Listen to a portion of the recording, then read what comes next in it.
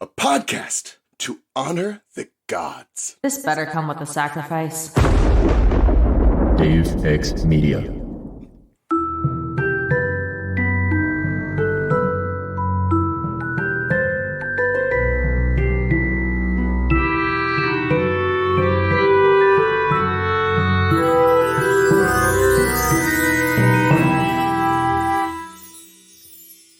Welcome to the Restricted Section, the podcast where wizards do cool fight stuff sometimes.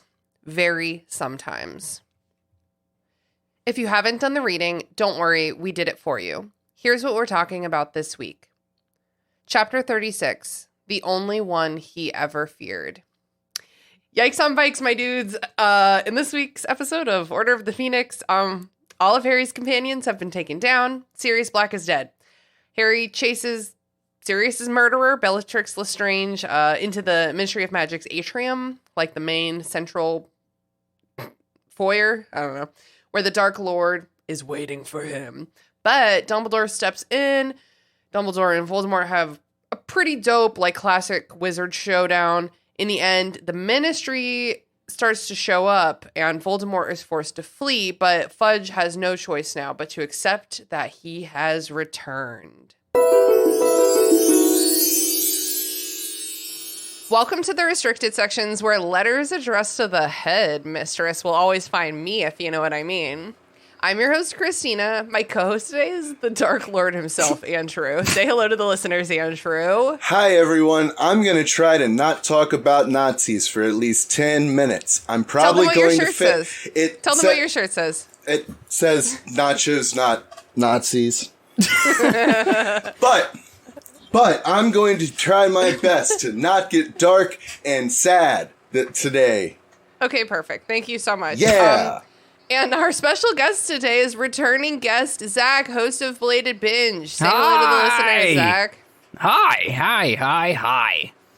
You probably remember Zach from the longest episode ever, a.k.a. Goblet of Fire Chapter 35, Veritaserum, from April 2022. You still hold the title of longest episode, and I hope to God you always hold that title, my dude. It is the most proud moment of my life, and I'm a father.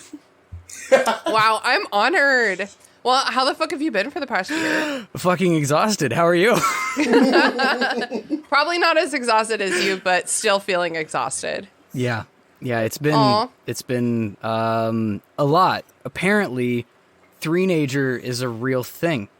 Oh. I had never heard of it, but it's a thing. Yeah. Mm-hmm. Three-nager? It's when your toddler learns to have an attitude. Mm-hmm. Oh. Yeah. It's kind of cute. Kind of obnoxious. Yeah, it's both of those things. She's incredibly cute. Literally the reason for existing, but also exhausting. Yeah. Well, I was going to say you're doing great. I don't know. I'm going to assume you're doing great. I think you're probably doing great. I'm not divorced and she's still alive. That is bare minimum. Great. That's great. And honestly, hey, if you got a divorce, not you specifically, but people out there, that could be your bare minimum. You know what I mean? Well, we're so glad to have you back. We always bring you in for the finale style eps. This one is chapter 36, The Only One He Ever Feared. Da-na-na-na. Lightning crash. Boom. So dramatic. That happened because you didn't want to pay the royalties, right? Are either of you drinking anything right now? It's okay if you're not. I realize it's 2 p.m. I've got a fine vintage water. Oh, why is it vintage? That's not the kind of water you should be drinking. Put it in here yesterday, but it's still here, so it's vintage water. I get it. Up to 1 day of water is my rule also. The ice, it's a thermos-style apparatus, and the ice is still in there, so I think... Oh, then that's fresh. It's vintage fresh water. It's actually just the melted ice at this point. Yeah, shh! Don't share my secrets. That's what they mean when they say that it's like glacier mineral water. It's dead icebergs. It's just like runoff. It's the result of global warming is what it is. Oh, you are drinking global warming. I didn't make it sad. Let it be known. Technically, all water is the result of global warming, because if it was cold enough, we wouldn't have liquid water. That's nothing. Nobody laughed. I'm drinking something that I've been wanting to try for a while. Okay, so as y'all know, a couple years ago, I think literally 2020, there was a pandemic. the like 100 calorie like White Claws and Truly style beverages came into fashion, and then everyone was like, "Oh my god, I can get shit-faced with only drinking 2,000 calories instead of like 5,500. We're letting our college show a little bit. They probably should have tried light beer, because that's like 3 calories. Well, I don't know anything about... Well, okay, I'm drinking right now a light Blue Moon, which is... I only started seeing that recently, so I don't know if maybe it's a new thing for them. I love a Blue Moon, and the light Blue Moon is like good. You know what I mean? Like it's a good beer to be like just a little bit lighter. It's only 95 calories. So when I crush 20 of these today, it'll only be 90. Wait, I'm so bad at math. It's a lot more calories than I should drink. You did this to everybody yourself. Does it. Yeah, I got stuck. They should have called the light blue moon like a waning blue moon or something. That would have been. They called it Light Sky. Seems lazy. Yeah, it seems like a terribly missed opportunity. If they're like waning moon, people will protest it for being like astrology. The people who don't like astrology really don't like astrology. What's the one where it's just a sliver? I really don't like astrology, but I would have no problem with a waning moon. Okay, all right. I'm just gonna nod. That's just lunar phases. That's something that happens. That's just science. It's only when you start attributing things to it. I'm just gonna nod and smile and act like I know the definition. All right, I'm enjoying my beer. So let's talk about chapter 36, the only one he ever feared. Zach, what do you think about this chapter title? I'm good with it. Like I think it's fine because of one specific line in it, and it doesn't come from Voldemort himself, but it actually comes from Bellatrix, where she's like, "You must know," and he's trying to tell her to shut the fuck up, and she's like, "But he's here." Like she's trying to tell him, like, "Dumbledore's here. Like, get the fuck out of here. Like, what are you doing? Like, the one person that you obviously talk about being scared shitless of, or I wouldn't know to tell you he's here." It kind of aligns for me. Yeah, okay. What do you think, Andrew? I got a hot take for this episode, okay? This episode... You're going to lay it on us first. I'm going to lay it on you. Okay. This is the silliest fucking chapter in the entire book. Oh. And I realize that is going to be controversial, but I will prove my point as we go. And it's worth noting, too, that I listened to to the book 6. I couldn't find my physical one when we started the books all the way back when. So I've been listening to the audiobook, right? Mm-hmm. And I think you said book 6. Maybe that's why you didn't like 5, this chapter. because you're reading the wrong book. No, book 5, excuse me. This is 5. Percy Jackson, right? Yeah. Well, funny. Never mind. So I the way that it's done is Jim Dale follows the text, right? So when people will say things later on, he follows the text, and it's the silliest goddamn thing in the world. And so because of that... his audiobook is silly. Yeah, well, and because of that, like, the only one he ever feared comes off as, like, the Showtime, like, gay porn title. Like Voldemort's sitting there like, no, not Dumbledore.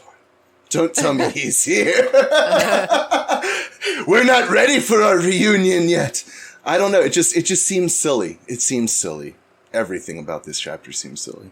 I kind of like this chapter in like a weird way because when I read these books as a kid, I did really I really liked Dumbledore and I trusted him and I put him on a pedestal, especially at this point in the book series. Yep. And I feel like this chapter title is like part of what contributed to that like early naive read on this character that I had, you know, and it's like, oh, wouldn't it have been cool if he was just Gandalf, like just like a cool OP wizard that like does a bunch of badass shit. Yeah, an Obi-Wan Kenobi. Yeah, but he's not. Yeah. Well, he is. He though. is, but not. That's the thing. But yes, I guess we might have to debate that later. Reminds me of a time when my opinion of him was simple, and now it's just so complicated. Yeah. Why it's so complicated. We might have to talk about it at some point. Like, so when we start this discuss chapter, we start this chapter deep in the Department of Mysteries in the big amphitheater room with the archway and the veil. Oh, you mean the execution room? It's literally called the Death Room. That comes up Death later Room, in this yeah. chapter. The Death Chamber. The Death Chamber. thank Yes, you. yes. Yeah. Okay, let's talk about that now. So Way creepier. for the last 2 to 3 episodes, we've been trying to kind of figure out the veil. We've gotten some cool guest input, cool host input. We've even had some listener emails about it. What is this archway and why is it here? And we've talked about maybe they like brought it in to study it. Maybe the people who work here created it themselves as part of like an experiment. Maybe they were fucking like excavating all these many floors of the Ministry of Magic and it was just always there. And they built like this room around it.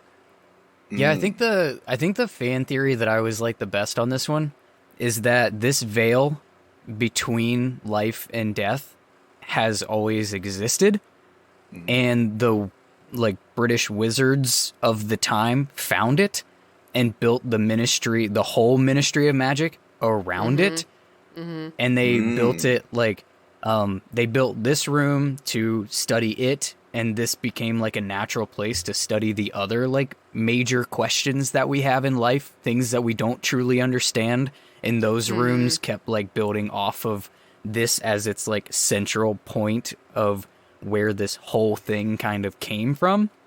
Was the one that I always kind of liked the best, because otherwise, what wizard has actually managed to open a portal to the afterlife that you can't fucking get back from?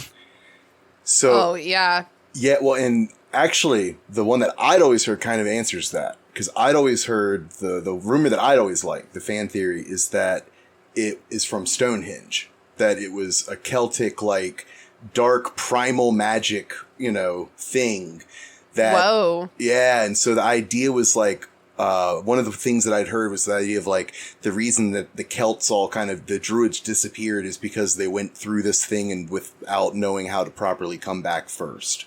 So like part of the thing that drove, You don't think it was the Roman invasion? Well, it might have been like something used to like try and conquer the Romans, like a weapon that they didn't understand or something like that.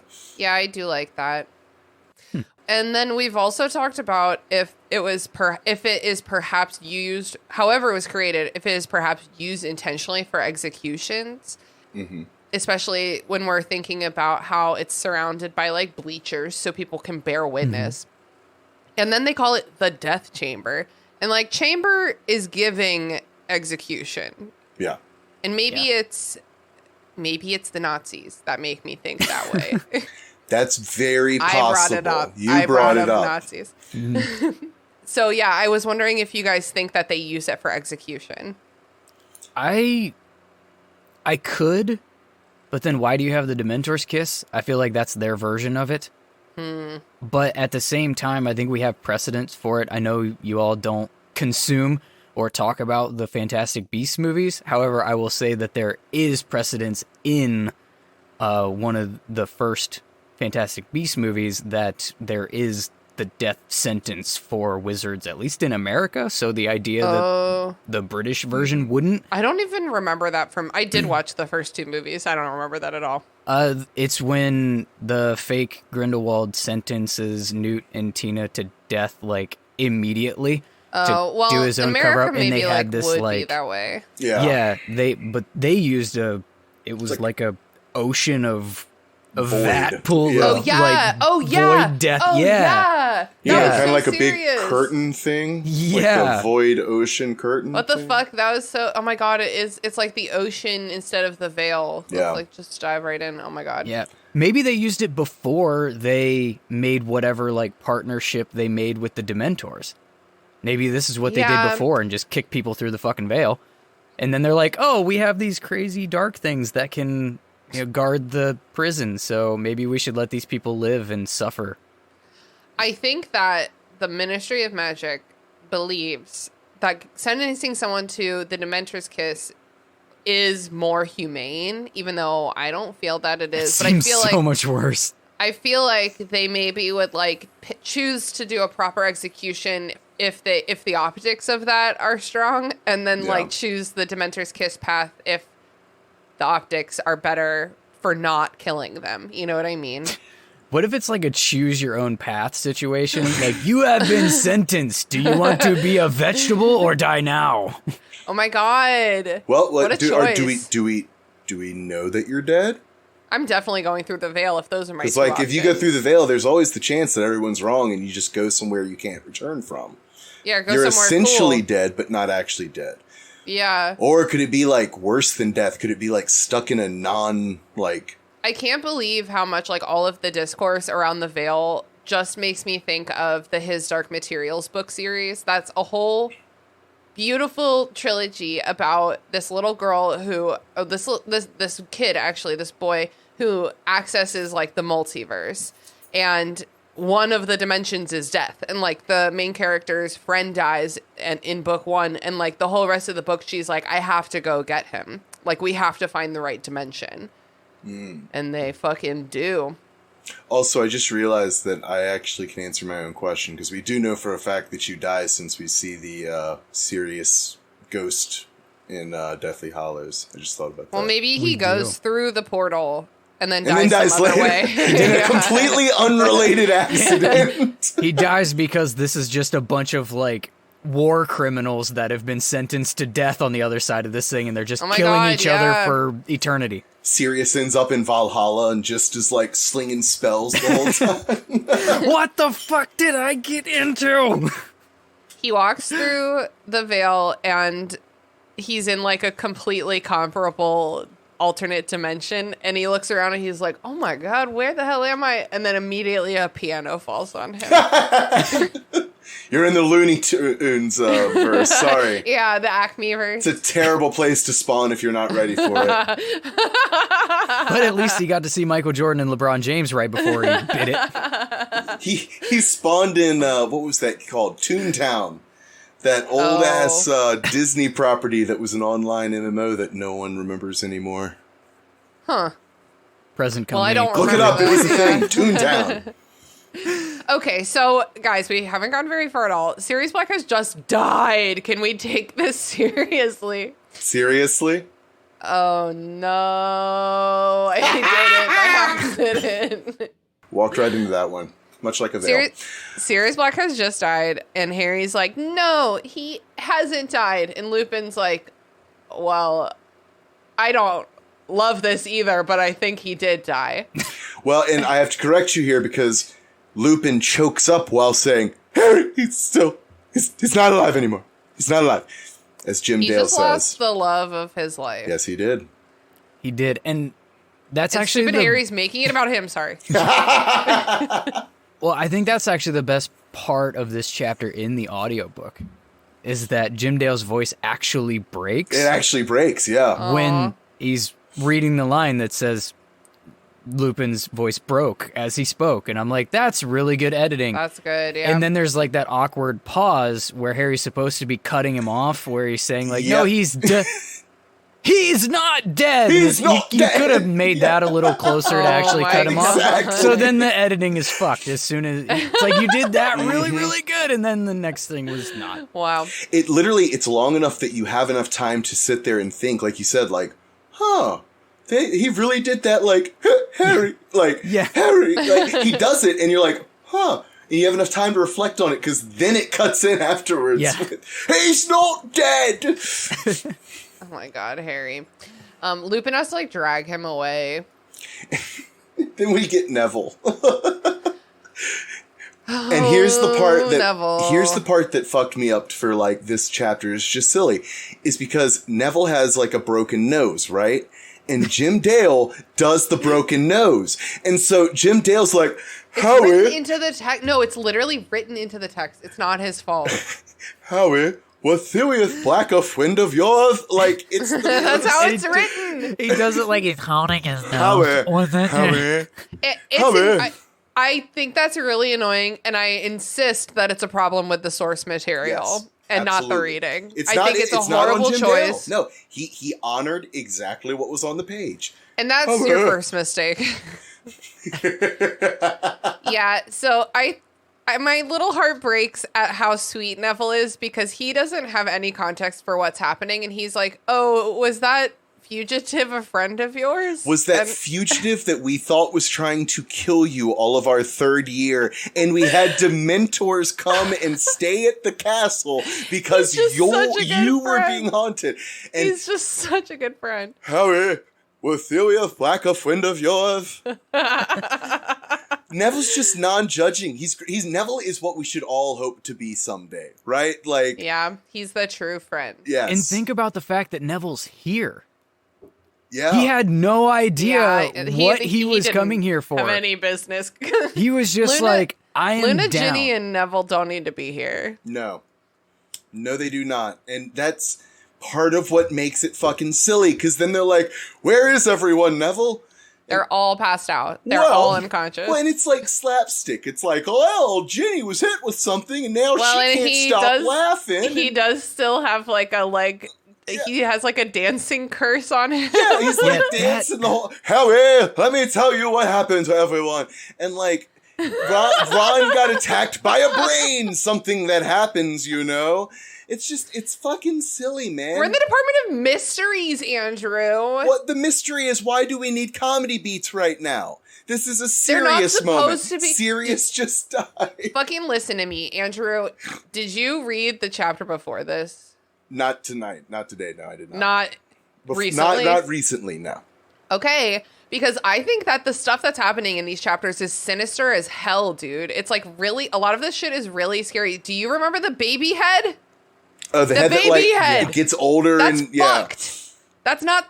It's like, sure, it's slapstick, but it's also fucking horrifying. What I think it is it's someone trying to write horrifying and like hitting the mark 20% of the time, right? Like certain things are terrifying, but I'm sorry, the idea of a giant brain coming out of a vat intact, no, that's just never. It has tentacles. Ooh. It's scary to me. Oh no! Literally Andrew, an don't outdoor. mock me. What? It's a brain. Just put your hand on it, and you've transferred enough bacteria to kill it. Like no, it's a magic brain. You maybe can't kill it with bacteria, and it has tendrils. So if you put your hand on it, it'll snake up your arm and get you. But like that's the extent of it. You have a tentacle on your arm, a brain tentacle. You don't know what it can do. It makes Ron all funny. Oh, no. That was a jinx that made him all funny. Yeah. We don't know what it can do. It's in the Department of Mysteries. I'm just telling you, there's a way you can read this that comes off very silly. Very silly. I agree with you, but I didn't give a shit about the brain. Maybe because that was in the chapter before. The part that made this silly for me, and it goes back for me to dueling in general, like... Yep. Two things. One, who's using this like jelly leg jinx in a like adult duel that's like life and death stakes? And I like, do want to talk about that more. Yeah, there's a lot. Like I refuse to believe that any of these Death Eaters would be using anything other than a Vada Kedavra. You have a kill spell, except for with Harry because they don't want him to drop the prophecy. Right. Like I really believe. That they would all be aiming to kill. So how is everyone getting so injured? Right, that's kind of what I was... The idea that dueling even exists in this way doesn't make sense. Like, they would just be firing the killing curse the whole time. Yeah. And, like, this is like... You ever watched a Western? Like, you know, high noon, we're going to go outside, 6 paces or whatever, turn around, draw, shoot. Yeah. This is like if they pulled fucking feathers and shit and like squirt guns. They're like tickling you and fucking getting you wet. Like making you dance. Yeah. Like wait, but you know when they're like dance and then they shoot at your feet so you're like, whoa, whoa. You cast jelly legs on yourself and you're fine. That's the thing that's ever happened in a Western. Yeah. Well, I guess. Because once again, it's what they're trying to go for is a menacing, like, crazy magical battle where, like, I throw a grain of sand at you that expands to the size of a boulder and then breaks up into rocks that come at you. That would be awesome, right? But what you end up with is like, well, I've already come up with a jelly legs curse, so let's throw that in there because if I'm going to spend the time to hit you, I might as well make you dance so you're easier to hit with my killing curse, but I already hit you. It doesn't make any sense. It doesn't make any sense. It doesn't make any sense. And I'm thinking about our friends over at My Cabbages, and I'm thinking about all of the many magical fight sequences in Avatar: The Last Airbender that are so fucking good. You mean the hit movie by M. Night Shyamalan? Yeah, that's the one I mean. That's the one I mean, for sure. I'm sorry, that was worse than bringing up the Nazis. I have ruined everything by bringing that up. I apologize. But we actually get, like, once we get there, we actually get what a magical battle can look like and be awesome. It was the fact that Neville has this, like, jelly legs curse thing that I'm like, wait, who's firing that? Unless that was friendly fire that, like, ricocheted and got him, because we have 12-year-olds here that only know 3 fucking spells that are dueling with Death Eaters and actually surviving, but the Order of the Phoenix came and we're like couldn't do it. Protego. Well, yeah, and that's the other thing is the vast majority of these non-killing curse jinxes all have the same damn defense. So, like... Why do anything else? Why? I'm not dying today. Take him. It sounds like you're saying potato. Potato. That's slapsticky. That's what my Harley sounds like, by the way. But yeah, you're right, because like once again, learning that he has jelly legs means that I'm imagining now this entire scene going on with Benny Hill music in the background. Like, Howie, listen to me. And I think Tonks just gets like knocked out, and it's like, how? Maybe she got blasted and hit her head or something. Again, J.K. Rowling does not like women, because Tonks, who is an active Auror, one of the best wizarding fighters in the entire government. What are we gonna do with a woman? Yeah, she got hit, of course, because, you know, woman. You have so many more guys in the Order too, but no, it's the woman that gets knocked out. Naturally. Didn't Moody get blasted pretty good too, though? I He lost thought his Moody eye. was like out of He lost commission. his fake eye. Well, but then he's the one trying to revive Tonks. Yeah, he's okay because he goes to revive her. Yeah, they said that he like crawled over to her. Oh, like, yeah. You know. And it is, I guess, Kingsley does get blasted as well. Listen. Crouches over in pain. Just a joke. Rowling literally doesn't use Kingsley's last name. Every single other character, like adult character, is referred to by their last name. Every single one of them. Except for Kingsley. It's almost like it's a terrible fucking racist ass last name that you can't just say. Yeah, I don't know why I used just his last name to say because that's the pattern of the whole rest of the characters. It's like, why? She's making me be racist. She gave him a racist last name and then like didn't use it. Like, was she aware, or was it like some other weird racist thing? There's no way it's not at least a little bit of racist thing. He's the only adult. I don't want to make an explanation for her. The only thing that I could imagine is if she came up with the name Shacklebolt based on being a police officer, so like shackling a criminal, and then afterwards, without realizing it, made him a black character, and then didn't make the connection or something. Because I don't buy that for 1 second. That's the only thing that I can think of possibly makes any sense, is the idea of shackles and police officers. But I don't buy it because I also feel like the name Kingsley is something that she would have been like, what would a black character's name be? I feel like she was.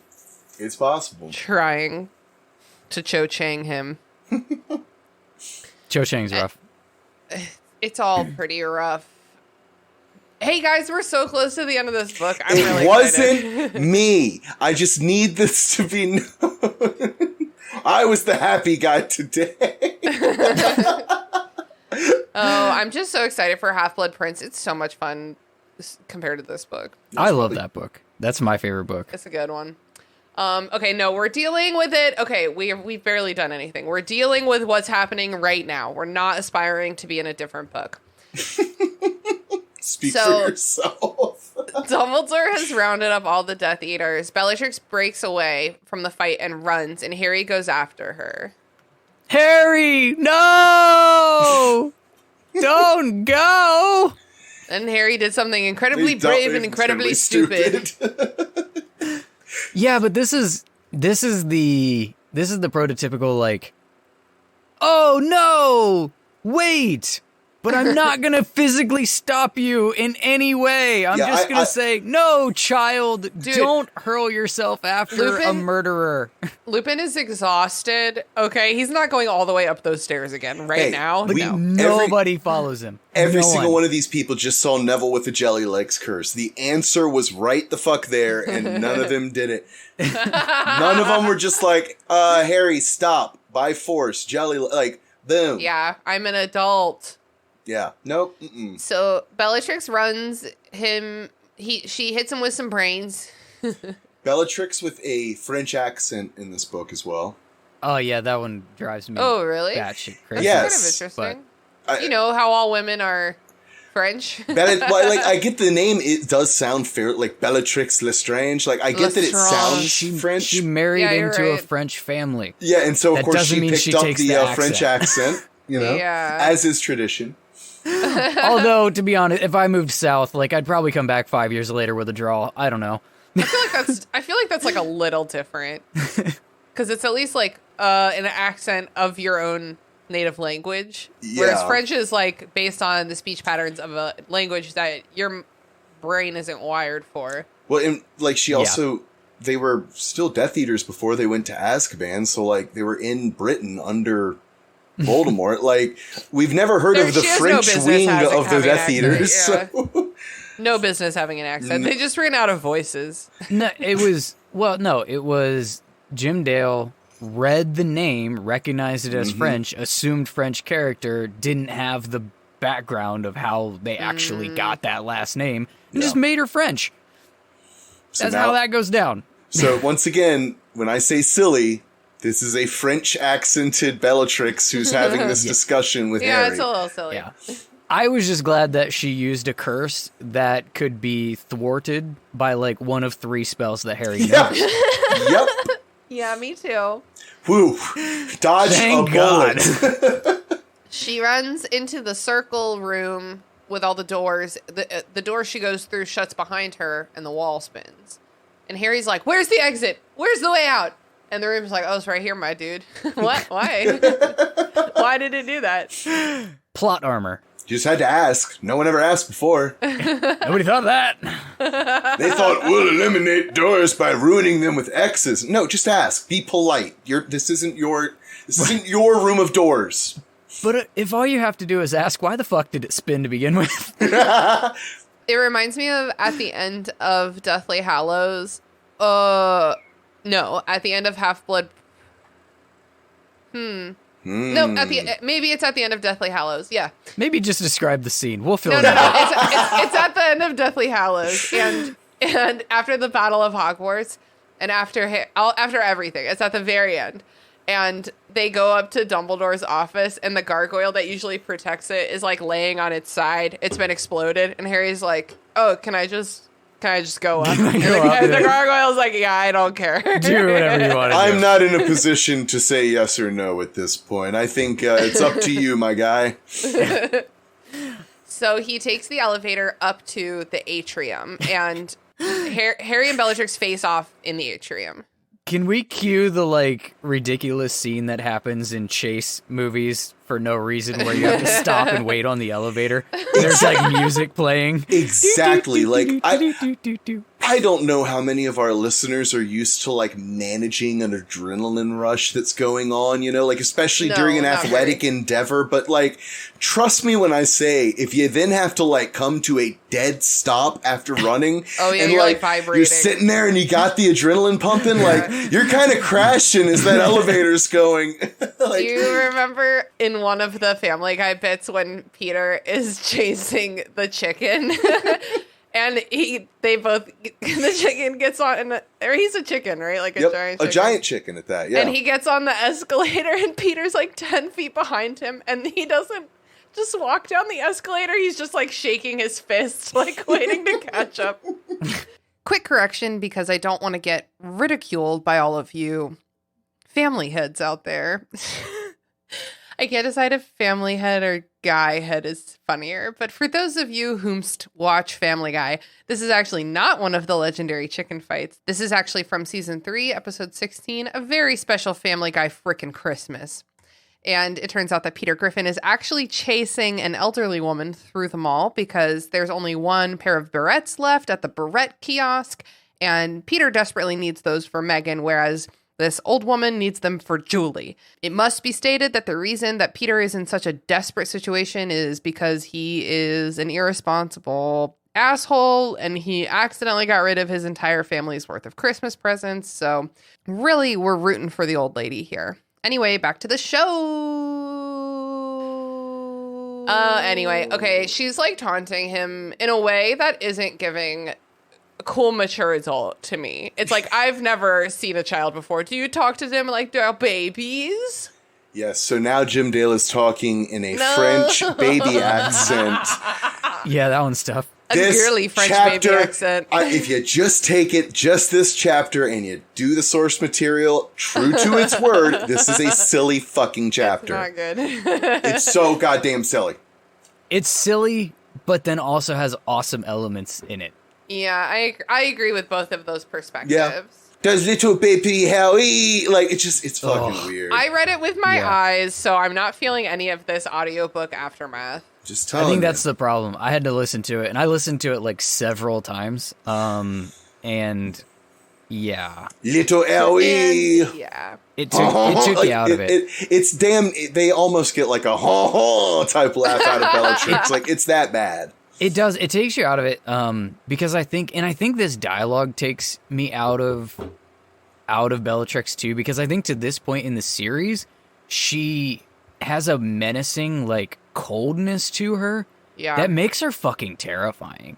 Mm-hmm. But then the way that this particular interaction goes, it's like, oh, I honestly believe, and I've got kind of a semi-hot take on this, but I think that the Elena Bonham Carter portrayal of Bellatrix is absolutely awful in the movies. Oh, and I think that I was about to say the opposite. I was literally about to say that I think the Helena Bonham Carter portrayal makes Bellatrix, all of the details about Bellatrix, convincing to me in a way that the book doesn't.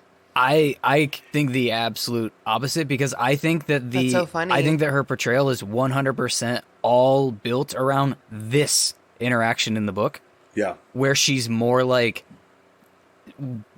sidekicky, wacky, like over the top with the voices and the weirdness. I think up until this point, like, that character is like stoically creepy and murderous. I think Helena does the playfulness and the coldness well. I think she does both. Oh, I don't get any of the coldness on the movie. Oh, that's so funny. I just Interesting. don't. I only get the wacky. We'll be watching this movie with the Discord on, hold on, let me fucking say the date. I'm going to do it. We'll be watching this movie with the Discord on May 12th. So if anyone wants to watch along, all you have to do is subscribe to any of our network podcasts for $1 a month to get access to our Discord. And Andrew's there, and Zach's there, and it's a good place to talk to people. Anyway, I'm excited to watch this movie because I don't like it, and I don't like the book, and I'm like, well, maybe the movie's better than the book because it's at least shorter. It is shorter. It is shorter. I don't want to speak for you, Zach, but I think I kind of agree with what you're saying, because I think that Helena Bonham Carter plays like a very interesting Bellatrix, and like it is a great portrayal of a Bellatrix, but it's not the Bellatrix that I think of, because the Bellatrix that I think of is much more cold, calculating, like efficient, right? Like this is Voldemort's top assassin. This is the person who like is nothing but devotion and fanaticism to everything that Voldemort says. That's so funny. I'm gonna hold on. Hey Siri. Set a reminder for May 3rd at 9 a.m. Ask people if they like the Helena Bonham Carter portrayal of Bellatrix. I'm going to post about that shit on social media. I think it's very similar to Alan Rickman's Snape.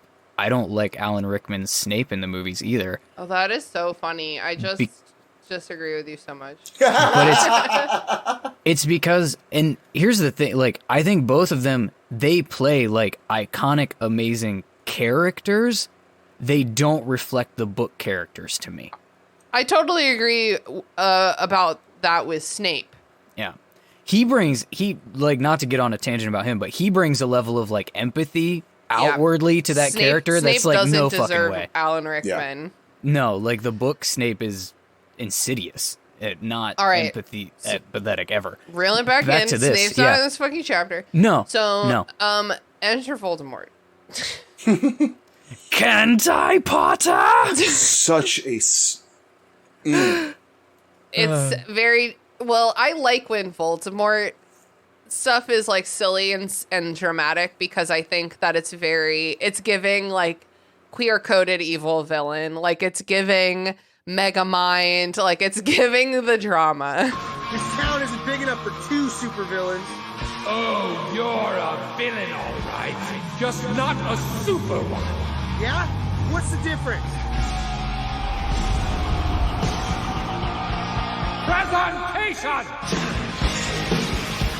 You want, whatchamacallit, Voldemort. It was Puff's Voldemort? No. Oh, yeah, no, it was, the other one. A Harry Potter musical Voldemort. Yeah. That's what you want. And like, you're right. Cause like that line of, oh, can't I, Potter? It deserves like a dun, dun, dun, like right behind it as he says it. So I believe that Voldemort's like, okay, I'm going to get there. And then they're not going to see me at first. And then I'm just going to like wait. And then there's going to be an opportunity and I'm going to hop in at he's been listening for a couple minutes. Yeah, he's been there for a while. I'm going to say this. I got it. Mm-hmm. Yeah, he's at least been monitoring the situation. Yeah, exactly. Yeah. So Bellatrix is like groveling a little bit about letting the prophecy get broken. I couldn't stop thinking, okay, I couldn't. I know that like being a Death Eater is like being in a cult. Like they're a cult. But I was really thinking about how in Cursed Child, it states that Bellatrix and Voldemort slept together. And like watching her like on her knees grovel to him makes me so uncomfortable with the thought of them having a sexual relationship at all. Like that's really upsetting. I almost asked if this is before or after he started fucking her to have a child. I don't know. This is technically alternate, isn't it? Because isn't it an alternate timeline? I know so little about Cursed Child. Know. Cursed Child was so bad. I've said everything I know already. I was pissed at Cursed Child ever since the trolley lady was a ghost who somehow can push a physical trolley even though she herself is whatever. A ghost. We can't talk about that on this show again. No. But no, yeah. So Bellatrix is like, Dumbledore's here. He's literally here. I know that you're afraid of him from our intimate pillow talk. You know, Bellatrix, I just want you to know as my most trusted lieutenant who I have sexual relations with, I'm terrified of Dumbledore. He truly just scares the piss out of me. I'm trembling, I like this. Whatever I'm shaking. This Voldemort is, I like it. I just need someone to know I vomit every time that I see it. I catch it. I don't throw up, but I spit up in my mouth. That's where I'm cutting you off. So Voldemort casts Avada Kedavra at Harry, but then the Fountain of Magical Brethren, love that name. The big statue like jumps in front of him to protect him. The first person ever to be saved by colonialism. Can I give Voldemort some credit here, though? Yeah. Because this is the first time that he doesn't act just 100% incompetent when it comes to Harry. Mm-hmm. He, like, shows up. He tells Bellatrix to shut the fuck up. I'm going to deal with your shit later. This Harry, isn't helping. I'm tired of your shit. Fucking killing curse. Yep. No monologue. Yeah. No, like, puffing his chest out. He's no finally unneeded, He's like, learned. bullshit. Yeah, like, nothing. He's just like, nope, I'm just going to kill a motherfucker right now. Yeah, good for you. He learns. He's fails, developing as a character. Do you all remember one of those old internet things where it was a list of like the things that I would do if I was a supervillain? differently than everyone else. And it was a long list. It was like over 100 things of things like, all of my mercenaries will have clear visors as opposed to dark ones so that a hero can't hide in them. And all of my vent shafts will be made so that they're too small for a human to travel through. It was things like that. Did y'all ever see that? I didn't see that. It's reminding me of Edna Mode saying no capes. Yeah, it's very much that. It was a thing. I'll see if I can find a link and you can include it in the show notes. Okay. It's funny as hell to look over, but it just gave me strong that vibes because he had clearly read that and was like, oh, this is what I'm doing wrong. And so instead of monologuing and like talking shit about my grand plan for Wizard, no, show up, kill him. That's what you need to do. What you don't see in all of these scenes where Voldemort and Harry are facing off is the stenographer who's taking a careful account of what's happening so that Voldemort can go back and review and they can work it through as a crew and figure out what could go better next time.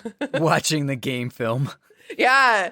Yeah, we don't talk about it enough, but in the graveyard, there's actually a moment in the transcripts. If you read the original transcripts where the stenographer tells Voldemort, sir, please stop. I need to catch up. Okay, now you can continue. Can I ask a question, though? No. Yes. I know that Dumbledore's the one that ends up coming and saving the day, obviously, because this is the Dumbledore is a badass chapter. We haven't gotten there yet. But why did Harry's wand not do anything? Because that's a stupid subplot. I think his wand doing things. It almost leads to something and then it like doesn't. Or is the explanation because Harry was so emotional over everything that he couldn't focus and couldn't. Well, I think that's the point. Like with the Golden Flames is a moment where he's literally like inches away from just like being passed out on his face and still manages to fight off the killing curse. He's already had the graveyard scene, which is supposedly what gave his wand the ability to do shit like that. Yeah. He's still got the Horcrux inside of him that's like, no, motherfucker, you're not killing me. Like, all of those things are still in play, but it poignantly says that his floppy wand's pointing right at the ground and not doing anything. So if it wasn't for Dumbledore, like, he's done. How is this book 257,000 words and still leaving things out? How is that what's happening to me right now? A lack of efficiency in writing, I think, would be the answer. Right I'm fine. This is fine. I think also overanalyzing. Well, yeah. I mean, we are some fucking nerds to be doing this. Hey, if she wants to be a bitch, we're going to look too close at her work and be like, that's dumb. That's fucking dumb. You want to piss off the nerds? Fine. This is what you get. This is what you asked for, Joan. This is what you fucking asked for. It's Joanne. Well, I know that's what she thinks, but, she's not right. I know what's right about her, so I don't know her name that. is actually Joan. I don't know if I like that. I don't care. I'm calling her fucking Joan for the rest of this episode. Call her Joanne Butthole Rolling. I'm just going to call her Butt for good. short. I'm not going to go with that. No, I'm not going to. But I'm not going to call her that. Okay, enter Dumbledore. Da-na-na-na. Dumbledore! Oh no, it's the only one he ever feared.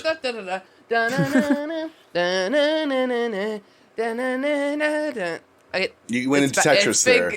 No, it was Duel of the Fates from Star Wars. I'm not good at singing though.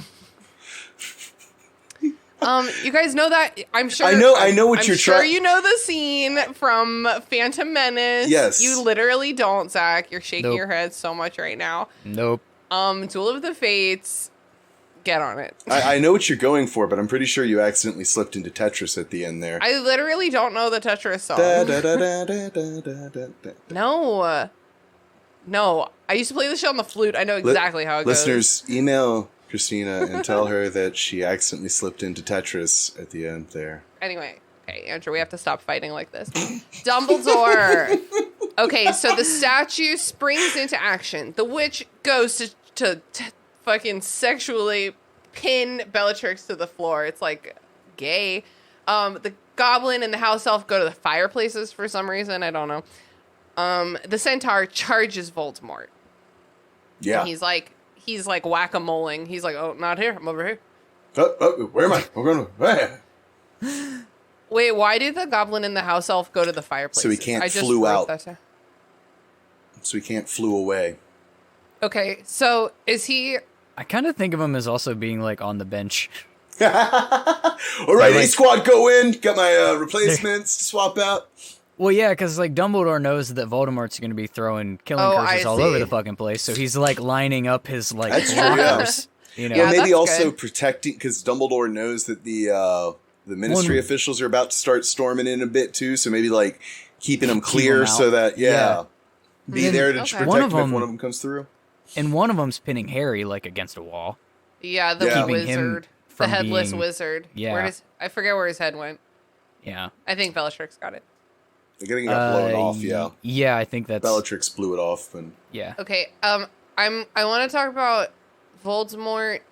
He is disappearing and reappearing, but I don't think you can apparate into the Ministry of Magic like this. yeah. I don't know what he's doing. Is he like doing some weird local apparition? One of the things that I've noticed that Butt likes to do in her writing is she oftentimes, as a way to show someone's power, will just have them break established rules. So like that to her is a way of like, he's so powerful, the rule doesn't apply. But it doesn't really make sense. It just means like he can do it. It's the same way with like Dumbledore, like, how are you able to apparate inside of Hogwarts? I know how to do many special things because it's just like, it's a That way one's that more convincing to me. I mean, you could say it's like a headmaster thing, but it's a way It's that a she headmaster tries thing. to convey. that one's also a movie thing. Yeah. I think he does that in the book too. Yeah, They go to Hogsmeade. What? I'm talking about that scene where they're all in Dumbledore's office and he like disappears with Fox the Phoenix. That's in Oh, Yeah. yeah. And he does apparate. I know he knocks them all out in the book, and then he leaves. So I guess he does disapparate. But Yeah.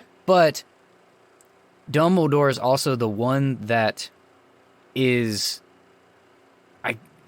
casting the anti-apparition charm on Hogwarts, Oh, interesting. because So he's he the can one that control lifts. it. He's the one that lifts it for apparition practice in the Great Hall only Oh, yeah. when they're like teaching them how. Oh my god. So like good he's pull. literally the one Very that good is pull. doing it. There you Yeah. go. Okay. Well done. So if Okay. he needed to apparate the I fuck buy it. out, he would. I But buy he it. normally doesn't. He Right. usually they go to Hogsmeade, even when he takes Harry for like their trip for no Yeah. fucking reason. That was one thing where the movie's like, yeah, probably just have him do it from here, so there's not witnesses. But sure, let's go to the bar and do it. But I guess to be fair, I think the idea behind that was to have witnesses that you're in Hogsmeade, so people think that's where you are, and then Oh, you yeah. go somewhere else. I guess I don't know. I'm breaking my own argument. It's fine. But Everything's fine. This is what my yeah. podcast is like. Either way, though, I think that I can't think of other times off the top of my head, but I would be willing to bet there are other times where people that are like she codes as being very powerful wizards and witches and everything, they're able to just do shit that other people can't for some reason. And it's like, Yeah, it's there's no explanation. It's just like, that's how powerful they are. It's really crazy, like in Deathly Hallows when they're like, yo, I think this motherfucker can literally fly. It's supposed to be like the craziest thing that he figured out how to fly. Yeah. Yeah, but I think there's something too. I wonder if the Death Eaters didn't somehow take down that particular protection of the Ministry when they got in here in the first place, Interesting. simply because what Dumbledore tells Fudge in a little bit he is got that the anti-apparition. yeah, that they are being bound by an anti-apparition like bind in the Death Chamber. Oh, Which yeah. implies Which that without suggests that, they yeah. could apparate the fuck out of there at any time if they Wow. weren't. Yeah. So Dumbledore's casting big spells against Tom Riddle tonight, but he's not trying to kill him. He says there are other ways of destroying a man, but none of destroying a woman. You know what I mean? Yeah, Wink. is Dumbledore threatening to do like war crimes here? Because it really comes off like, I'm not going to kill you because I want you to suffer a lot. Like, it doesn't seem like it's like, you need justice. It seems much more like, I'm going to fuck you up so much worse than simple death, Tom. Like, I feel like he's saying, you are already so far gone past how bad death is. Like, whatever you're doing right now, that's... Whatever this is, this is fucked. Yeah, I think this is actually... I think part of it is mind games with Voldemort, because I think he is trying to, like, tell him that you're a weak piece of shit because you think that the worst thing ever is death. But at the same time, he knows that Voldemort has Horcrux. If he fucking kills him, he's not dead anyways. He's harder to find. Yeah. He's harder to capture and kill when you kill him because of his damn Horcruxes. That's true, yeah. What you need is for him to be in one fucking spot where I know where you are so I can go kill these motherfuckers and then come kill you. I can force feed you Veritaserum and make you tell me where they are. Yeah. No, I do think you're right, though. I do think that there's definitely something to Dumbledore purposefully using this big man persona. Because, like, that's not who Dumbledore is, but that is who Voldemort, the fashy little asshole, imagines him to be, because he fears Dumbledore. And if he fears Dumbledore, obviously Dumbledore has to be this big, like, menacing presence, right? And so that's why Dumbledore is playing into the fear of Voldemort by, like, being that guy and slowly walking him down. Dumbledore fucking Balrog whips Voldemort. Yeah. Yeah.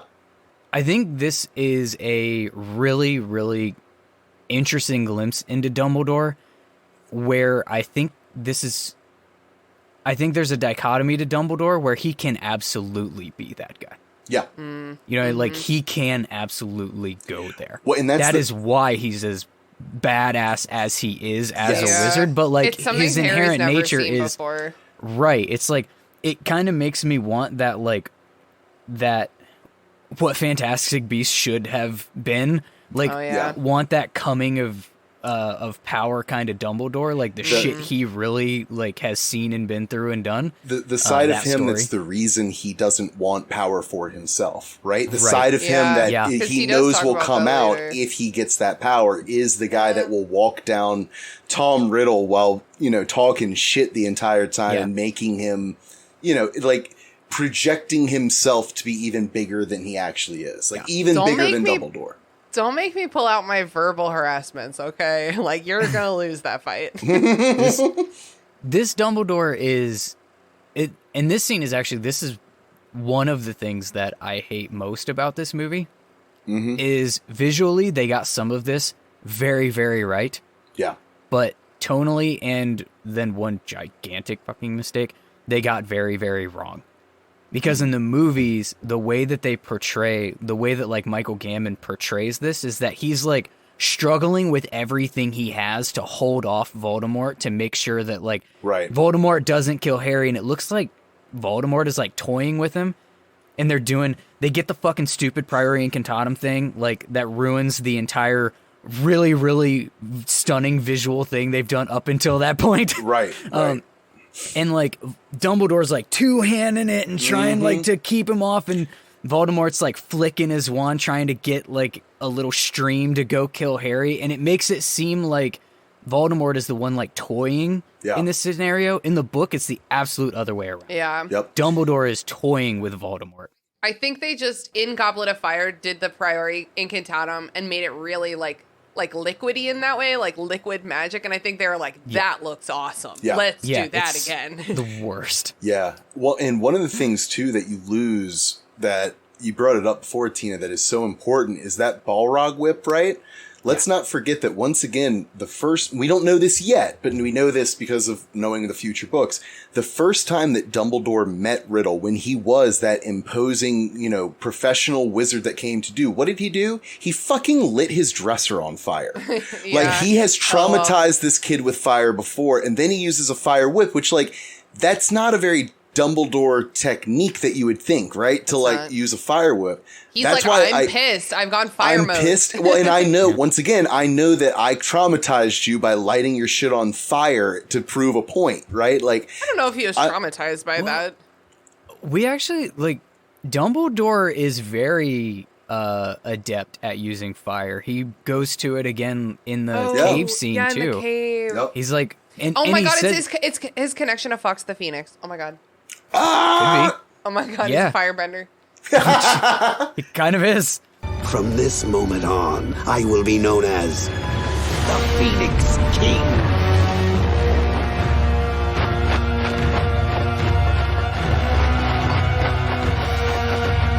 Is this fiend fire, or is this a different kind of magical fire that Dumbledore is able to wield? What's fiend fire? That's the dark magic that they used to destroy one of the Horcruxes. Yeah. I don't think it's fiend fire because we don't No, see that's it too take like dangerous. animal shapes, like the Alliance. Because like part of the thing with the fiend fire is that it has its own like living essence to it, right? Oh, so scary. I always wondered if that was just because that like crab character couldn't control it, like Yeah. didn't know what Oh, the yeah. fuck he was doing. Wow, but he somebody really- who truly knows what they're doing with it, like Could Like a fuck Dumbledore? shit up. Yeah. yeah, it made me wonder Crab that. is like fucking on one during that chapter. He's like, Oh, fuck yeah. you, fuck you, Kill fuck him. you. I'm Yeah. sick of all this shit. Fuck you, I'm lighting this shit on fire. I quit Yeah. everything. I'm out of here. Yeah, And and then he then he dies. does quit everything. Yeah. yes, Yeah. yes, well done. He Great succeeds. Well done, Slytherin. Well done, Slytherin. However, However, Task I failed must successfully. inform you. No, but it does. It just because then there's the question of like why didn't he use that to destroy the Horcruxes? So I don't know. Anyways, but in this case, he's using it as a whip and to like wrap it around Voldemort, which is Yeah. kind of Yeah. crazy. he Voldemort turns it into a snake, and it's giving Moses. You know. Behold, the power of God. Which, like, again, it's Dumbledore. Like, you think any snake is going to... Like, I don't think a no, basilisk a would fuck with snake. Dumbledore. Like, I think Dumbledore would have, like, that one, like, flick of the wrist thing, and all of a sudden you have two snakes instead of one. Like, I just... There's no way that a flame whip turning into... Like, that's not a one-up. That's not a one-up. I'm just saying. Voldemort, it's impractically on brand of you to Exactly. go snake Exactly. in this moment. It's forced. It's not like it's forced. stupid. It's so stupid. Like, turn it into a bullet or like an arrow Yeah. or something. Wait, I'm going to time my spell so that it's roughly snake speed to get to you when this other distraction does. Can I ask too? Does this, and maybe this is more of a chapter recap thing. To me, this scene is sort of what ruins Harry for me in the series. Okay, tell me more. Dumbledore is shown in the previous chapter. You have the Order of the Phoenix who were dueling with those Death Eaters and on like their last leg. They were actually like losing. Dumbledore shows up and rounds up all of them except for fucking Bellatrix in like 12 seconds. Yeah. And just like, whoosh, whoosh, whoosh, whoosh, whoosh. Nope, fuck all of you. You're done. Sit there. Time out for all of you. And then he goes and duels the shit out of Voldemort and is like protecting Harry, like imprisoning Bellatrix, blocking killing curses, and attacking Voldemort all in one like motion, essentially, showing just in crazy level of magical ability. Voldemort is holding his own in the duel. Like, the two are matched magically in the duel. Yeah. And this is the exact reason that Harry has to win because of technicalities and loopholes. Yeah. Because there's no other way that Voldemort does not just kill him I in a... see. Like, he couldn't... Yeah. He never gets to a magical point where he's even remotely close to this level of ability. Right. Well, and Yeah. that's the thing is like the prophecy, if you really break it down, is literally that he is the loophole. Right? Yeah. He that is Harry's role, Yeah. is that he is the one loophole, the blind side that Voldemort has because of, you know, his belief of his own superiority and his own merit. That's the loophole. That's what Harry is. Yeah. Is this old magic of this protection of love, and then the simplicity of, you know, your wand and my wand are linked, and you can't hurt me. Like, and that's Well, yeah, but even by the end, it's the damn Elder Wand. Yeah. Well, technically, it's mine, so it's not Exactly. going to kill me, Yeah. is it? yep. Yep. Like, it's all technicalities and loopholes because Harry never gets his Rocky moment. Right. He never has his, like, train up and actually get good at this moment. He has to be the average Joe that wins, and an average Joe is not he's winning so against average. this level of magical ability without giant loopholes and technicalities. Yeah. Yeah, the whole point at the end is that Voldemort gets killed by his own ricocheting Hubris. spell. Yeah. Yeah, his own hubris, because Harry is not shooting to kill. In that moment, I feel like it's just like fucking shield charms. Oh my god. And it's just, anyway. Yeah, the loophole. Okay, where the fuck are we? Okay, they're bopping about. We're casting spells. We're diving. We're ducking. We're dodging. Fox the Phoenix comes and eats a spell for Dumbledore, and he bursts into flame. Such a That's cool so visual. cool. Such very a cool. cool visual. Justice for Fox, because that was left out of the movies I know. And then Just his to save a little buck. his little chick self is like in the ashes. Yeah. He's like, I can't fly yet. I need you to carry me. You give me a few months and I'll be ready to fuck you up again, Voldemort. Come here, I'll peck your eyes out. Do you think this is good timing, or do you think Fox would always appear to like protect Dumbledore from a mortal blow? I think both. Yeah, I think Dumbledore would have rallied his allies before showing up, right? So, like, if you have a fox, you're not going to go into battle without your fox. Yeah, and again, back to, not to like go use Fantastic Beasts too much, but it does kind of lays the groundwork for a Phoenix being like a loyal connection to some like a Dumbledore, and so if don't you have to impress it or something, and then it Imprinting. Well, it's- Oh my god, like Jacob and Renesmee. oh god. well, the way that they describe it is a Phoenix will come to a Dumbledore in need. There is a connection Interesting. between that magical creature he really and this is a fire- and this He's a fire- family. Um, And so I guess sorry. my bad. To tie a bow on that, I think Fox would sense, after having been loyal and like to Dumbledore and been with Dumbledore for however many 100 fucking years by now, like he would sense what was going down and be there. He would go, And- Wolfie, no! Yeah. What was I gonna say?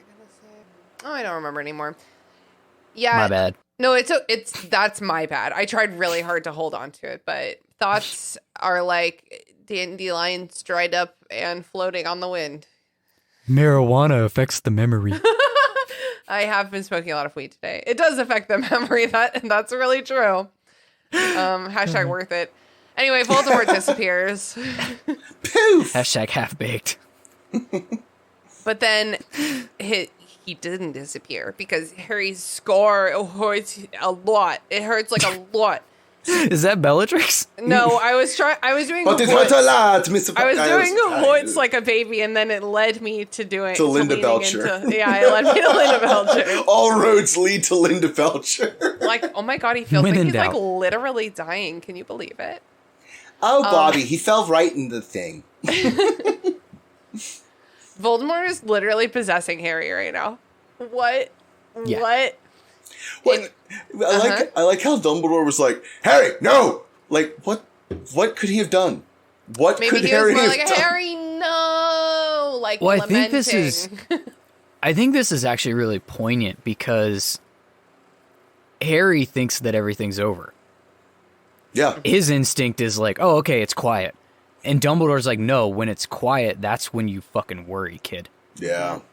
Like, stay right where you are. Now, Yeah. he doesn't know that he's getting ready to possess Harry. Yeah. So, like, for This that, is there a was new nothing move. that Harry was going to be able to do. What he was expecting was Voldemort to, like, pop out somewhere and fucking kill him. Right. You know, like, stay protected That makes because sense, this is, yeah. like, the calm. Like, don't trust the calm. Yeah, he's doing whack-a-mole. He could pop up anywhere. Yeah. Yeah. Also, I realize Voldemort is supposed to be like the personification of evil, but it seems a little extreme even for him to try and fight Harry with intrusive thoughts. That's fucked up. Well, that's what he's been doing this entire book. Yeah, Just it's true. He's been the one planting the visions the whole time. Yeah. Yeah, but like visions are one thing, but like the just give up thought, that's like, ugh. See, the thing that I would have liked to have seen out of, like, the one tweak to this part that I'd like to have seen, I wish that Harry's inner monologue was outward dialogue. And Dumbledore had to fucking hear him beg for death. Don't Yeah. they do that in the movie? Didn't In they the do movie, that? they show Harry talking to Voldemort. Oh, okay. You'll never know love or Oh my friendship, God. and I feel Yeah. sorry for you, and it's Oh my fucking awful. God. Finish your drinks when he says, "You'll never know You'll love never or know friendship." love or friendship. Let's shout out to this chapter for Yeah. not having that fucking line Yeah. in it. Yeah, no shit. This is actually really good because it's like, it's Deep and fucked up. Harry's and- like, oh my gosh, this is the like, I can't imagine. Just make the pain stop, Dumbledore. Yeah. Kill us, kill us. And I wish he would have said that shit out loud because Oh my that God. would have been It's, like, too sinister much for and children. so fucked. Yeah. Yeah. It already feels a little fucked. Okay. It's really fucked. So Harry's like, "Oh my God, kill me." No, Voldemort's like, "Oh my God, kill me." LOL, Harry Potter. And but like, what if Dumbledore did kill Harry Potter? what if he just hit him right now? Well, he wouldn't do it because, again, he knows that Voldemort has Horcruxes, and all he would be doing is killing Harry. He wouldn't Yeah. be killing Voldemort. It's true. Yeah, Harry's got to kill himself. Oh my God. Okay, we'll fucking get there. Well, say he's already killed all the other Horcrux and knows how many there are and knows where they are and has already completed that mission, and then is presented with this opportunity. Yeah. I think he's way more likely to say, "Yep, no problem." Bang. but in this scenario, he's like, "No," because I'm pretty damn sure that if I kill Voldemort, he's not going to die right now. Yeah. So I'm sure as he's hell not working on killing the Harry. long game. Yeah. So suddenly Voldemort is actually gone. And the atrium is suddenly full of people. Oh my gosh. Whoa. Oh my God, we all just got here. That's how long it takes for the Ministry of Magic to respond to an intrusion. We're here. Don't worry about it. Speaking of half baked from earlier, I imagine this scene of having a Dave Chappelle in the corner, a master of the custodial arts, just strolling in with a trash can. What happened here? Filch's cousin or something. I love that. That's great. What did I miss? No. Was using magic headphones the whole time. I'm a squib. Headphones work for me. What's his name? Stan Lee in Spider-Man. When he's the janitor mopping the floor and the fight's going on behind him the whole time. Yeah. I didn't say it was an original thought.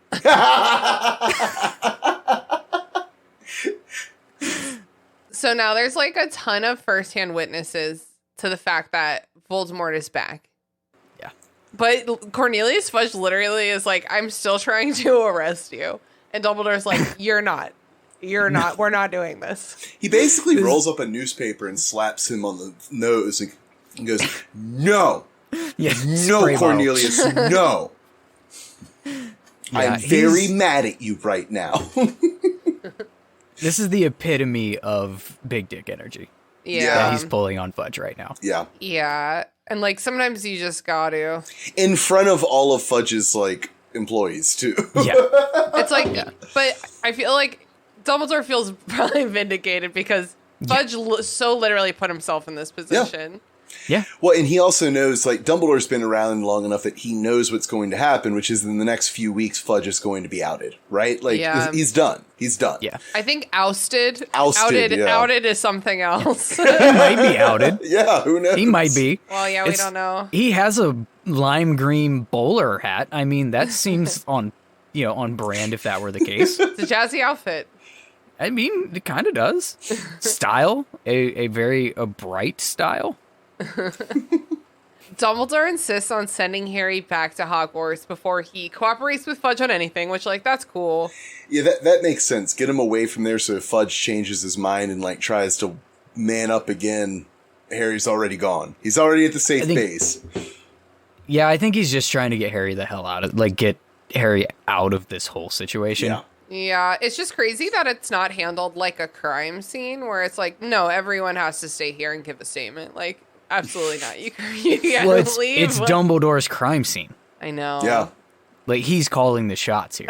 He is literally, he's not only big dick energy, he is the, like, old guy at the gym that refuses to wear underwear around the locker room. Just sitting bare foot up ass on the bench and is trying to talk to you. And is, just like, no. Yeah. I don't care what you say or think or do. I'm balls out right now. And this is going to go my way. Yep. You young whippersnapper. It's like, if it was an 80s movie, it would have been that moment that, like, Fudge would have showed up and, like, what the hell's going on over here? I'm in charge. And Dumbledore would have looked at him and been like, not anymore, you're not. Like, that's what he's basically done, is he's like, Cornelius, shut the fuck up. This is... Yeah. The real men have shown up to take care of business, Fudge. Like, that's the attitude that he takes on. Yeah. Yeah. And there's a level of, like, there is a level of you are a nuisance to it where he's like, this situation was caused by your incompetence. Mm-hmm. Yeah. I have cleaned up your fucking mess for the last fucking time, and now you are getting 30 minutes of my time.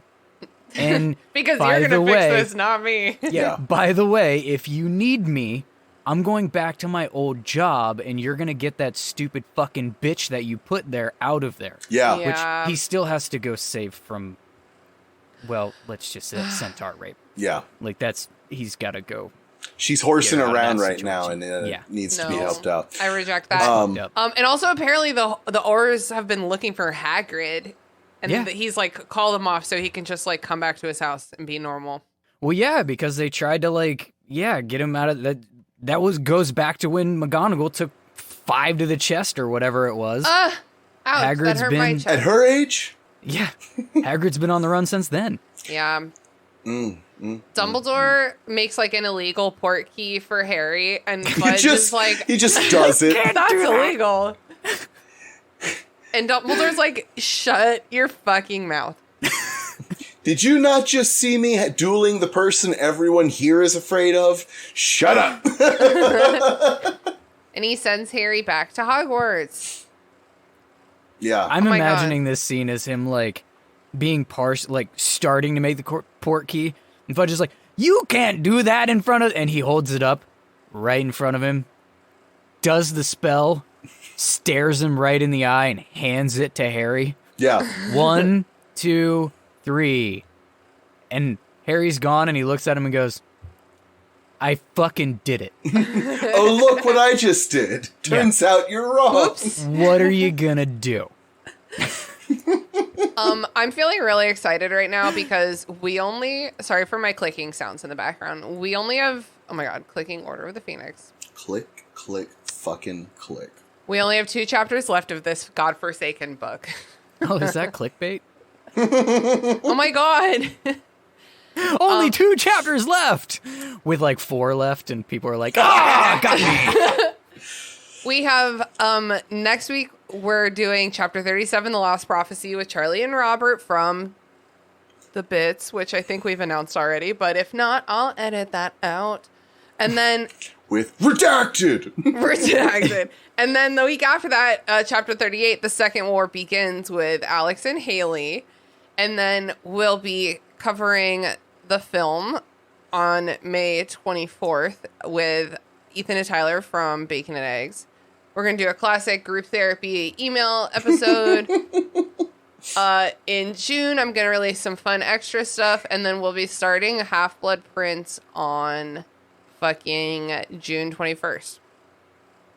That's the schedule, everybody. Woo! I'm so excited to, in less than 2 months, I'll be doing something completely different. No, it's not completely different, but the book is so much better and different than the one that we're Almost done reading. I'm really never going to fucking read Order of the Phoenix ever again. Any last words about the chapter, Zach? A question. Okay. And I'm sorry if this takes us on a tangent. That's okay.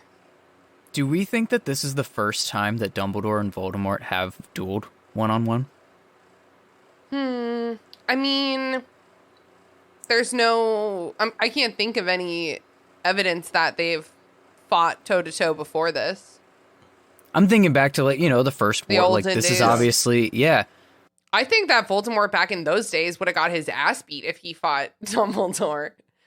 And the way that it's always talked about, they always say like how he had so many more allies back then, Voldemort did. So it always seemed in my mind like it would have been much more like grander set piece battles as opposed to like things like this where it's small groups of people going at it. And if it's a bigger battle like that, there's less chance of them getting one-on-one like attention, right? But like I think I know where you're going with this, because then the thought becomes, if they fought before, does Dumbledore have some inkling of well, he knows the prophecy, so he knows he can't defeat Voldemort. So does that mean that like the entire time that they fight, every time before, Dumbledore just knows he's got to fight to a stalemate? Dude, I wonder if literally Dumbledore showed up at the Ministry as soon as he could, and then he was like, I have to fight this guy long enough that fucking Cornelius Fudge walks in, and then I'll let him go. I absolutely think his plan was to make sure that he kept him there long enough to do that. I 100% think that's what he was going for. Yeah. Yeah, it was something that popped into my head as I was listening for like I don't know, too many fucking time to this chapter. I was like, have they done this before? Like, or is this the first time that these two have gone head to head? It's definitely the first time in a while. If we obviously don't like, we don't know. I'm just speculating back on how that stuff would have won. Yeah. I still think he would have got his ass beat. Yeah. I agree. I think he would have gotten his ass beat but gotten away, right? Because like... oh, maybe. Okay. Maybe they did that. Yeah, I think like it doesn't... It wouldn't surprise me if Dumbledore knew that, like, no, in the back of his mind, I can't beat him. I can't, like, actually take him out or do anything that will lead to justice because no one will be able to actually do it. So instead, I've just got to every time beat him bad enough that hopefully he takes more time to come back. Right? Yeah. Yeah, it's interesting. I wonder, too, if Voldemort was actually more powerful back then. Magically. I just feel like since he's like learned more and he's like been on the other side and like come back from death, so to speak, I feel like he is stronger, but maybe not. Maybe he was weakened by that. We don't know. We don't. Yeah. But he's definitely at least one Horcrux lighter. He's been dead before. But he doesn't know that.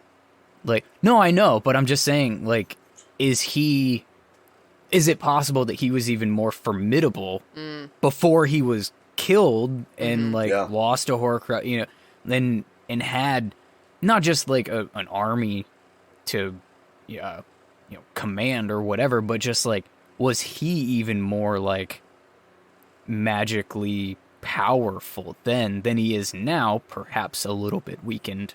Interesting. Well, yeah, because like you get then into the idea of like Voldemort as like the essence of him that would have been preserved, like because I get what you're saying. Like there's the possibility that instead of becoming weaker when you get a body killed, if maybe the actual like core of what he is, like the spirit or the soul or whatever you want to think of it as, more of like a force just grows, right, and gets stronger even though it doesn't have a corporeal form. Good. You never know. I think also when you're talking about the level of like dueling that a Dumbledore and a Voldemort are doing, this is something that only a handful of people every generation would be capable of processing something like this, right? Of responding and having the knowledge that they can pull from and doing it quickly enough to respond to the specific obscure spells that the other one is using. I think it's one of those skill sets that, like, if you have that skill set, I think it has more to do with that than necessarily the power, but you also have to have the power to do the spells in the skill set. So, like, I to answer your question, I think when you talk about someone at that level, it's more a matter of who fucks up first than it is, like, necessarily overwhelming power. Right? So, like, you've got to consistently keep the pressure and wait for the other person to make a mistake to capitalize on. Because you've already got, you know, like I said, such high levels of skill and power to get to that point. Oh. Oh, interesting. Okay, I'm going to wrap it on up. And on that note... No more Harry Potter talk today! Good final tangent, everyone. Zach, where can the people find you on the internet? Belated Binge is the name of the podcast. You can find it on the podcast app you're listening on right now. And you can find links to everything else that has to do with it on the website, belatedbinge.com. Perfect. Very organized. And what's something you've been watching or reading or listening to or playing recently you think the listeners would enjoy? I am going with one that is sort of a little bit self-promoting in a way too, but that I am finding this audience hasn't just inherently crossed into naturally, is go back and watch Sons of Anarchy. Such a... I never watched that one.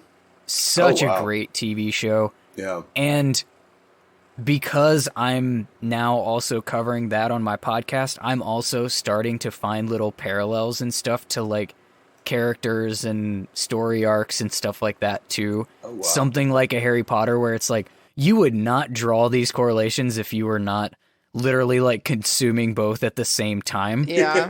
And it's fascinating because you don't think, like, outlaw motorcycle club and fantasy magic boy is gonna really go together much, but it does more than you think. And there are interesting parallels, even down to the way that they are 7 books, 7 seasons. They get progressively darker.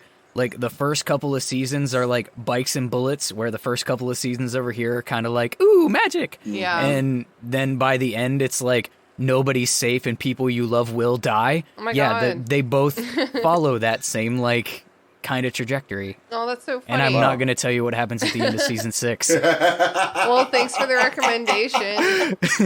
Andrew, what are you plugging this week? So I am going to do one of my non-traditional plugs. I've been having a lot of fun planning a concert that I'm going to with my dad.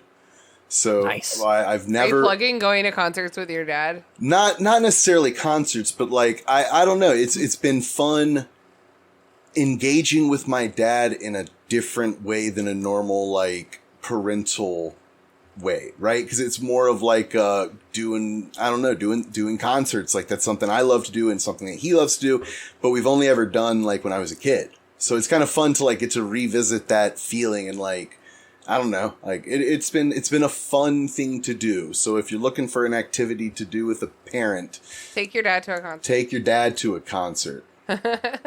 Okay, cool. I've been your host, Christina. You know where to find me, and I'm not plugging anything this week. I'm out of plugs. You have never let me do that. I was going to plug nothing, and then I was like, I need something. I'm going to plug.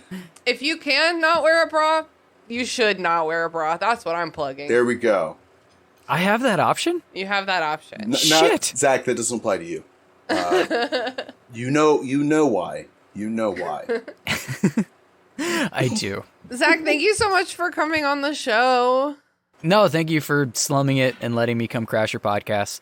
I hope there are at least 6 people left. And this was like 45 minutes shorter than the last episode you came on for. Fuck, what are we going to talk about for 45 minutes? Well, I've got a theory now. I definitely want you back on for Half-Blood Prince and Deathly Hallows. I am 100% down. And then I'm going to put this podcast in a little boat, and I'm going to let it out into the river, and then I'm going to light an arrow on fire and shoot the arrow at the boat and light it on fire Tina, and watch it catch fire and then go off a That's a lot of waterfall. fire. I'm just gonna put it out there. You have the capability to put your entire lexicon afterwards on a compressed file on a zip disk, and you have a loving husband that knows how to do woodworking that could probably build you a little wooden sailboat that you could literally do this. The Do you know disc how long it on takes Sean to the build boat. something? I'm not going to just set it on fire. Something worth doing is worth doing right, okay? And waiting for the right moment. We could Viking funeral this bitch. We could put it out on the James, all gather around, get someone to shoot it with a flaming arrow. That's what I want. I want to Boromir it. We can No, Boromir the but shit out of this podcast. We can. But it has to be a white tomb and then set it on fire. We can make a little Dumbledore white tomb on top. We can do this. Oh, wait, sorry. possible. Spoilers. No, always spoilers. All spoilers, all the time. Zach, thank you so much for coming on the show. And yeah, we'll get you back for sure. I just always love, you really get deep in there with some like hard hitting questions. And I love and respect that. That is my goal. It is the hardest hitting questions in the fandom. Like, yeah. why does Harry only know 2 spells? Great question. Because he's not actually clutch. And that's the end of the episode. I'll just end it right there. That's actually the perfect ending. That's it, potheads. Thanks for listening to the Restricted Section. This podcast is produced and hosted by me, Christina Kahn. Our theme music was produced by Ryan Kahn. Our logo was designed by Michael Hardison. Please connect with us on Twitter @RestrictedPod, on Instagram @RestrictedSectionPod, on Facebook @RestrictedSectionPod, or in our Facebook group, The Restricted Section Detention Crew. Join our Patreon to get access to our Discord server, our bonus episodes, and other cool perks. We're also very happy to be a member of Deus Ex Media, where all you fucking nerds can find all kinds of fandom podcasts to suit your fancy.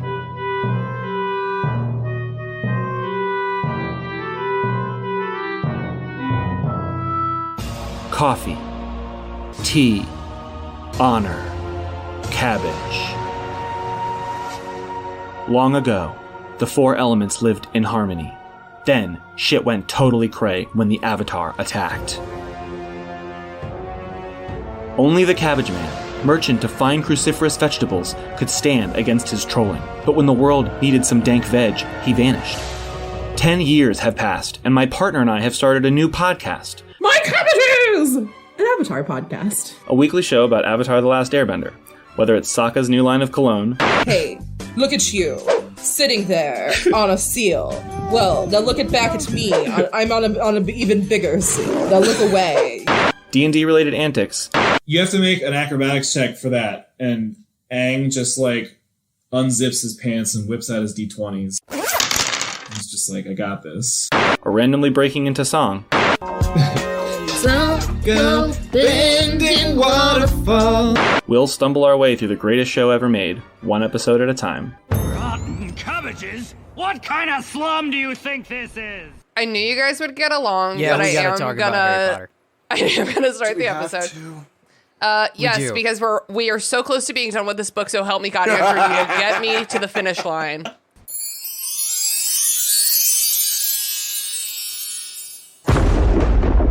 Deus Ex Media.